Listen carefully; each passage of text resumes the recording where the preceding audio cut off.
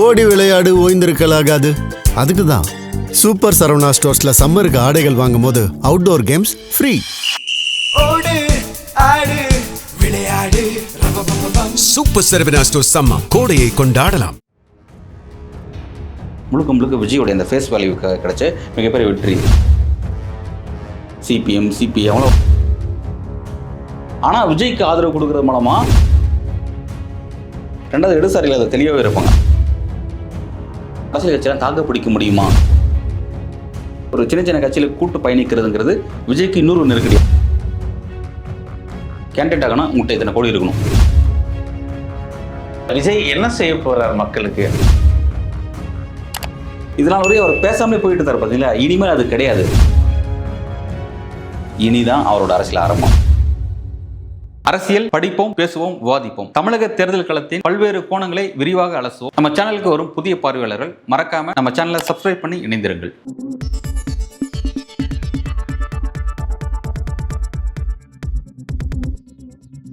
News focus நேயர்களுக்கு வணக்கம். இன்றைய நேர்காணலில் நம்மோடு இணைந்திருக்கிறார் ஊடகவாளர் திரு அன்பழகன் அவர்கள். வணக்கம். வணக்கம் சார். 2026 தேர்தல் ஒரு இதுவரை நம்ம தமிழ்நாட்டில் பார்க்காத தேர்தலாக இருக்குது. விஜய் ஒரு சாதனை படைத்திருக்கான்னு சொல்லலாம். இப்போது அந்த சாதனை வெற்றியாக மாற்றுவாரா அப்படின்ற ஒரு கேள்வி இங்கே இருக்குது. யாருடன் கூட்டணி வைத்து ஆட்சியை தக்க வைக்க போகிறார்? எப்படி பார்க்குறீங்க இதை?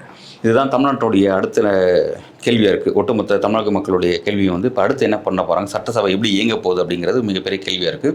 விஜய் கவர்னர்கிட்ட ஆட்சி அமைக்கிறதுக்கான கோரிக்கை கடிதம் கொடுத்துட்டாரு. கவர்னரும் பாசிட்டிவ் சைன் கொடுத்துட்டார் அப்படின்ற மாதிரி செய்திகள் வருது.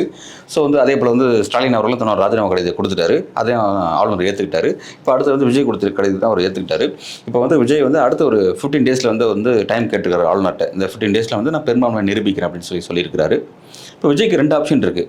என்ன அப்படின்னா, ஒன்று சட்டமன்றத்தில் வந்து ஃப்ளோ டெஸ்ட் நடந்து தனக்கு வந்து 118 எம்எல்ஏ கூட ஆதரவு இருக்குது அப்படிங்கிறத ப்ரூவ் பண்ணணும். அதை எதிர்க்கட்சிகள் அந்த விஷயத்தை கிளப்புவாங்க, நம்பிக்கையில்லா தீர்மானத்தை எழுப்புவாங்க. ஸோ வந்து அதை வந்து ப்ரூவ் பண்ணி காட்டணும் ஒன்று. அல்லது ஆளுநர்கிட்ட வந்து 118 எம்எல்ஏக்களோட கடிதத்தை ஆதரவு கடிதத்தை அவர் கொடுக்கணும். கொடுக்கறது மூலமாக வந்து இப்படி வந்து தன்னோட ஆட்சியை தக்க வைக்க முடியும். ஸோ இப்போ அடுத்த 2 வாரத்தில் அவர் இதை தான் பிளான் பண்ண போகிறார். ஸோ இப்போ இப்படி போயிட்டு இருக்கும்போது என்னென்னா, இப்போ விஜய்க்கு யாரெல்லாம் ஆதரவு கொடுக்க முடியும் அப்படின்னா வந்து இப்போ ஃபஸ்ட்டு பெரிய கட்சி டிவிகே, அதை விட்டுருங்க. இல்லை, அதிமுகலேருந்து வாங்கினேன். அதான் இப்போ டிவிகே. 2வது இடத்துல வந்து டிஎம்கே இருக்காங்க 59. அடுத்து ஏடிஎம்கே 44 இருக்காங்க. இப்போ வந்து ஏடிஎம்கே டிஎம்கே 2 பேரும் விட்டுருமா? அடுத்து இப்போ சின்ன சின்ன கட்சியில் யார் இருக்காங்கன்னு பார்ப்போமே. சின்ன சின்ன கட்சியில் எடுத்தால் காங்கிரஸ்க்கு 5, சரிங்களா? திமுக கூட்டணியில் காங்கிரஸ்க்கு 5, இடதுசாரிகள் 2 இடதுசாரிகளுக்கு 2 இருக்குது. அதே மாதிரி விசிகாவுக்கு 2 இருக்குது, ஐயோமலுக்கு 2 இருக்குது. இதில் வந்து அதே மாதிரி தேமுதிக 1 இருக்குது. பிரேமலதா விஜயகாந்த் அவங்க வெற்றி பெற்றாங்க, 1 இருக்குது.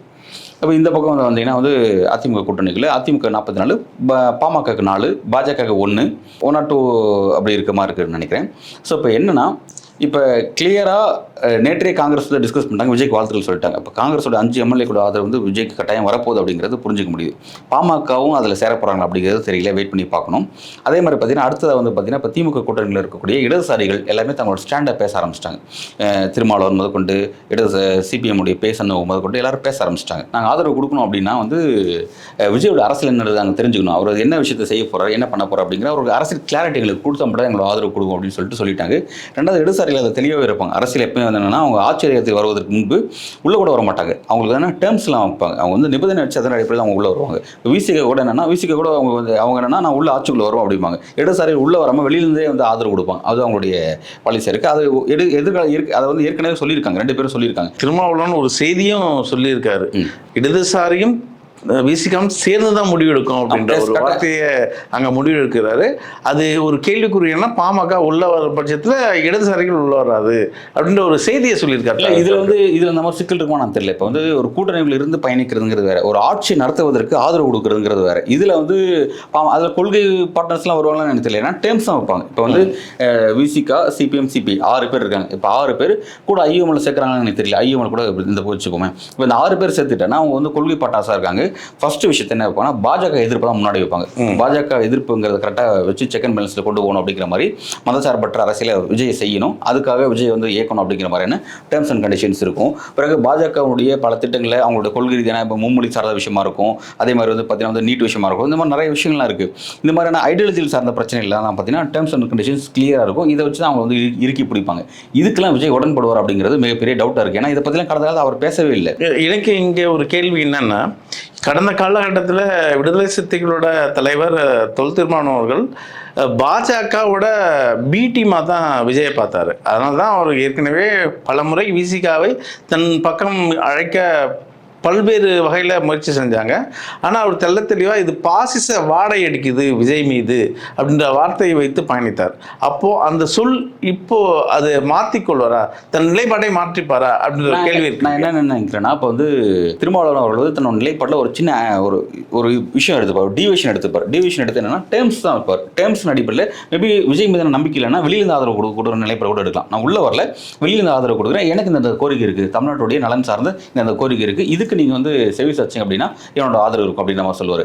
ஆனால் இது எல்லாத்தையும் தாண்டி இப்போ என்ன ஒரு சிக்கல் போயிட்டு இருக்கு அப்படின்னா, விஜய்க்கு இப்போ இவங்களோட தான் டிஸ்கஸ் பண்ணக்கூடிய நெருக்கடி இருக்குது. ஏன்னா அவர் டிஸ்கஷனுக்கு வர மாட்டார், எப்பவுமே வந்து ஒன் வே பாத மாதிரி தான் தான் மட்டும் பேசுவார், போயிட்டே இருப்பார், அவ்வளோதான். இப்போ விஜய் என்னன்னா, தனக்கு அடுத்த ஒரு 10 எம்எல்ஏக்கள் இப்போ 108 நம்பர் இருக்குது, அடுத்து வந்து இப்போ அவங்களுக்கு எக்ஸாக்டாக வந்து இன்னும் ஒரு 12 நம்பர் தேவை, சரியாக 10 நம்பர் தான் தேவை. ஆனால் 10 நம்பர் இருந்தால் கூட வந்து அவர் தன்னோட அவரே 2 எம்எல்ஏ இருக்கார் பார்த்தீங்களா இப்போ கணக்கு. ஸோ வந்து அவர் வந்து ஏதாவது ஒரு தொகுதி ராஜினாமா பண்ணணும், அப்போ ராஜினாமா பண்ணால் அங்கே நம்பர்ஸ் குறையும். அதே மாதிரி வந்து சபாநாயகர் வந்து வாக்களிக்க முடியாது. ஸோ அப்போ அப்படிலாம் பார்த்தா கிட்டத்தட்ட 12 நம்பர் வேணும். இப்போ 12 நம்பர் வேணும் அப்படின்னும் போது அவர் என்ன, இவங்க அந்த 12 நம்பர் இருக்கக்கூடிய கட்சிகள்கிட்ட அவர் டிஸ்கஷன் செய்யணும், அவங்களோட டேர்ம்ஸ் என்ன, இதெல்லாம் பேசி ஒரு ஒத்த புரிதலுக்கு வரணும். இதெல்லாம் வரையும் அவர் பேசாமலே போயிட்டு இருக்கார் பார்த்தீங்களா. இனிமேல் அது கிடையாது, அவர் பேசி ஒரு நெருக்கடிக்கு தள்ளப்பட்டிருக்கார். ஒன்று இப்போ வந்து இதில் சின்ன சின்ன கட்சிகள், சரிங்களா, சின்ன சின்ன கட்சிகள் நீங்கள் வந்து ஒரு 125 வச்சுட்டு தான் உங்களை இயல்பாக அரசியல் செய்ய முடியும். ஒரு 118 கரெக்டாக ரவுண்டாக நம்பர் வச்சுட்டு நீங்கள் அரசியல் செஞ்சீங்கன்னா கூட நாளைக்கு திடீர்னு ஒரு எம்எல்ஏ வந்து ஒரு ஸ்டாண்ட் எடுத்தால் கூட நாளைக்கு உங்களோட ஆட்சி வந்து இங்கே கலைஞ்சிரும். ஸோ அப்படி நெருக்கடி இருக்குது. ஸோ அப்போ வந்து ஒரு சின்ன சின்ன கட்சியில் கூட்டு பயணிக்கிறதுங்கிறது விஜய்க்கு இன்னொரு நெருக்கடி. அது வந்து ஒரு என்ன சொல்கிறது, ஒரு கத்தி மேல் நடக்கக்கூடிய ஒரு கஷ்டமான ஒரு பாதை அப்படிங்கிற மாதிரி இருக்குது. அப்படி இல்லாட்டி இப்போ ஏடிஎம் கிட்ட வரணும். ஏடிஎம்க்கு 44 எம்எல்ஏ இருக்குது. ஏடிஎம் கிட்ட டிஸ்கஷன்ஸ் போகிறதா செய்தியில் வருது. இப்போ இது சார்ந்து தமிழ்நாட்டுடைய தற்போதைய அரசியல் சூழல் சார்ந்து நாளைக்கு அதிமுக தங்களோட கூட்ட இருக்காங்க. இப்போ அதில் என்னென்னா விஜய்க்கு ஆதரவு கொடுக்குறத பற்றி டிஸ்கஷன் செய்ய போகிறாங்க. இதில் என்ன விஷயத்தை நம்ம பார்க்க வேண்டியது இருக்குது அப்படின்னா, கடந்த காலத்தில் விஜய் வந்து அதிமுக மண்டியீடு செஞ்ச கட்சி தான், தன்னோட விஜயனுடைய தேவைக்காக அவர் வந்து மண்டியீடு செஞ்ச கட்சி தான். ஆனால் இன்னைக்கு விஜய் சிஎம்மாக்கிறதுக்கு அவங்க ஆதரவு கொடுக்குறது அப்படிங்கிறது பர்டிகுலராக ஏடிஎம்கேக்கு ஈகோ சார்ந்த பிரச்சனை. அது எப்படி அவங்க வந்து எதிர்கொள்ள போகிறாங்க அப்படின்னு தெரியல. ஆனால் இந்த விஷயத்துக்கு முழுக்க டெல்லியோட ஆதரவு இருந்தால் மட்டும்தான் வந்து டெல்லி பாஜக இதில் ரோல் பண்ணுவாங்க. அவங்களோட ரோலின் அடிப்படையில் தான் இது வந்து அடுத்து அதிமுகவுடைய பார்ட்னர்ஷிப், அதாவது அதிமுக ஆதரவு கொடுக்குறது அப்படிங்கிறது டெல்லியிலேருந்து வரக்கூடிய ஒரு முடிவின் அடிப்படையில் இயங்கும் அப்படின்னு நான் பார்க்குறேன். சரிங்களா? இல்லை, நீங்கள் முக்கியமாக இப்போ தாவேகா அதிமுக அல்லது தாவேகா சிறு கட்சிகள் அப்படின்ற ஒரு யூகத்தின் அடிப்படையில் நம்ம பேசிகிட்டு இருக்கோம். இது வாய்ப்பு இல்லைன்றீங்களா? இப்போ திமுக 2.5 ஆண்டு, அதிமுக 2.5 ஆண்டு, அப்படி வாய்ப்பு இருக்காதா? இல்லை, அதை பொறுத்த வரைக்கும் வர நாட்டில் வெயிட் பண்ணி தான் பார்க்கணும். இப்போதைக்கு என்னென்னா அதிமுக ஒரு நிலைப்பாடு எடுக்கிறாங்க, அதிமுக ஒரு ஸ்டாண்ட் எடுக்கிறாங்க. என்னென்னா மீண்டும் ஒரு தேர்தலில் தமிழ்நாடு தாங்காது, இந்த கட்சிகள் தாங்காது அப்படிங்கிற விஷயம். ஏன்னா வந்து இப்போ மெஜாரிட்டி இல்லை. இப்போ மேபி என்னன்னா அதிமுக ஆதரவு கொடுக்க மாட்டேன்னு சொல்லிட்டாங்க அப்படின்னா திமுக அப்சல்யூட்லி வந்து எதிர்கட்சி ரோல் தான் பண்ண போகிறாங்க. ஸ்டாலின் டிக்ளேர் பண்ணிட்டார், இது எதிர்கட்சி ரோல் தான் நாங்கள் பண்ண போகிறோம்ட்டாங்க. அப்போ மாற்று கிடையாது. அப்போ அதிமுக தான் ஆதரவு கொடுத்தாகணும். அப்படி இல்லாட்டி இந்த சின்ன சின்ன கட்சிகள் காங்கிரஸ், பாமக, விசிக, இந்த மாதிரியான கட்சிகள், இவ்வளோ கட்சிகள் நீங்கள் சேர்த்து நீங்கள் எல்லாருக்கும் நம்பர்ஸ் கம்மியாக இருக்குது. சரிங்களா? யாரோ ஒருத்தர் திடீர்னு ஒரு கட்சி நாளைக்கு ஒரு நிலைப்பாடு எடுத்தால் கூட நாளைக்கு ஆட்சி வந்து நிலை பெறாது. அது பெரிய ஒரு சிக்கல் தான். இதை வச்சுட்டு நீங்கள் அடுத்த 5 வருஷத்தை உங்களை ஃப்ரீயாக பயணிக்க முடியாது, நெருக்கடி இருக்குது. ஸோ அப்படி இருக்கும் பொழுது அப்போ அப்சல்யூட்லி என்னன்னா தொங்கு சட்டமன்றம் யாரால ஆட்சி அமைக்க முடியல அப்படின்னா மறுதேர்தல் அப்படிங்கிற இடத்துக்கு தமிழக அரசியல் போகும். மறுதேர்தல் போனால் அந்த அரசியல் கட்சியெல்லாம் தாக்க பிடிக்க முடியுமா? மீண்டும் இவ்வளோ பணம் செலவு பண்ணுவாங்களா? மீண்டும் இந்த விஷயம்லாம் இருக்கா? மக்கள் இதே மாதிரியான ஒரு புதுச்சேரி வாக்களிப்பாங்களா? அப்படிங்கிற பல கேள்விகள் இருக்குது. ஸோ வந்து அதிமுக மீண்டும் தேர்தலுக்கு கட்சியில் தயாராக இல்லை அப்படின்ற அடிப்படையில் ஓகே அப்படின்ற மாதிரி அடுத்த ஒரு வருஷத்துக்கு, குறைஞ்சபட்சம் அடுத்த ஒரு வருஷத்துக்கு எந்த விதமான டிவிச்சு இல்லாமல் அந்த ஆட்சி நடக்கட்டும் அப்படின்ற மாதிரியான ஒரு நிலைப்பாடு எடுக்கிறதா செய்திகள் வருது. அதிமுக வந்து நாளை தினம் வந்து தங்களோட கூட்டம் நடத்த இருக்காங்க. ஸோ அதுலேருந்து அதன் மூலமாக ஒரு முடிவு எடுக்க போகிறேன்றாங்க. ஆனால் அது எப்படி எடுக்க போகிறாங்க? நீங்கள் சொல்ல மாதிரி 2 வருஷம் பேச போகிறாங்களா, அல்லது வந்து அதுக்கு சில வலிமையான சில டைம்ஸ் வைக்க போகிறாங்களா அப்படின்றது தெரியல. ஆனால் இது அவ்வளோ ரோல்லையும் பார்த்தீங்கன்னா பாஜக ரோல் பெரிய உள்ள இருக்கும். பாஜக தான் அடுத்த கட்டத்தை டிசைட் பண்ணுவாங்க. தாவேகாவுடன் சிறு கட்சிகளிடம் இல்லை அதிமுக பேச்சுவார்த்தை நடந்து அந்த சமரசம் ஏற்பட்டால் எடப்பாடி அவர்கள் அந்த துணை முதலமைச்சர் பதவிக்கு ஒத்துப்பாரா? வந்து ரொம்ப ஹைப்போதெட்டிக்கலாக இருக்குது. அது வந்து நான் இப்போ தான் கெஸ் பண்ணி சொல்ல முடியாது.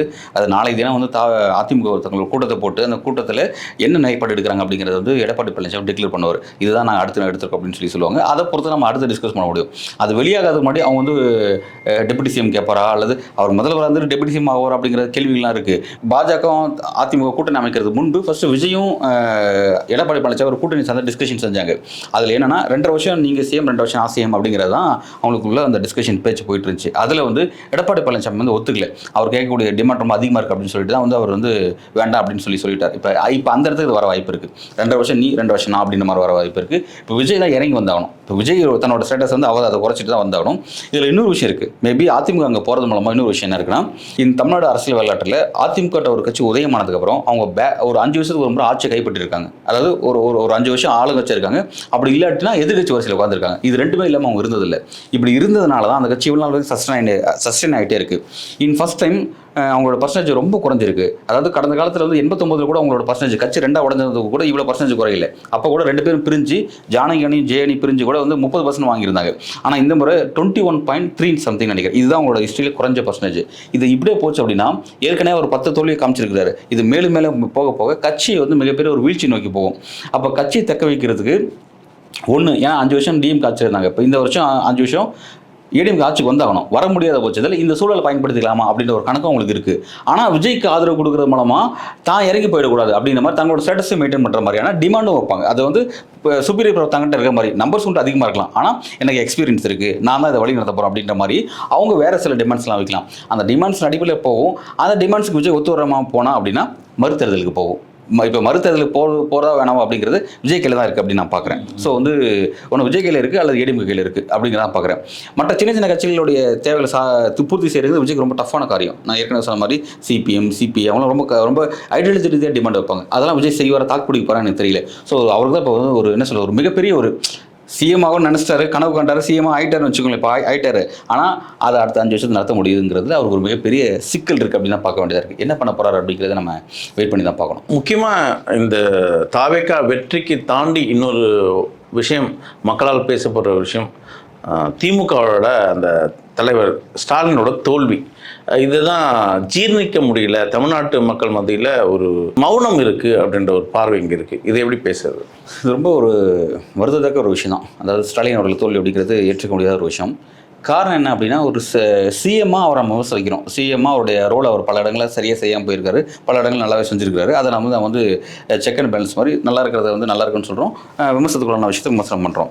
ஆனால் அடிப்படையில் எம்எல்ஏவாக அவரோட ரோல் அப்படின்னு பார்த்தா அந்த தொகுதியில் நிறையவே பண்ணியிருக்கிறார். இப்போ கூட பார்த்தீங்கன்னா இந்த தேர்தல் முடிவுக்கு பிறகு நம்ம வந்து ஃபீல்டுக்கு போயிருக்கோம். அந்த பகுதியில் குளத்தூர் மக்கள் என்ன நினைக்கிறாங்க அப்படின்னு பேசும்பொழுது பலரும் கூட வந்து ஸ்டாலின் நாங்கள் தோப்பா நாங்கள் எதிர்பார்க்கவே இல்லை அப்படிங்கிறாங்க.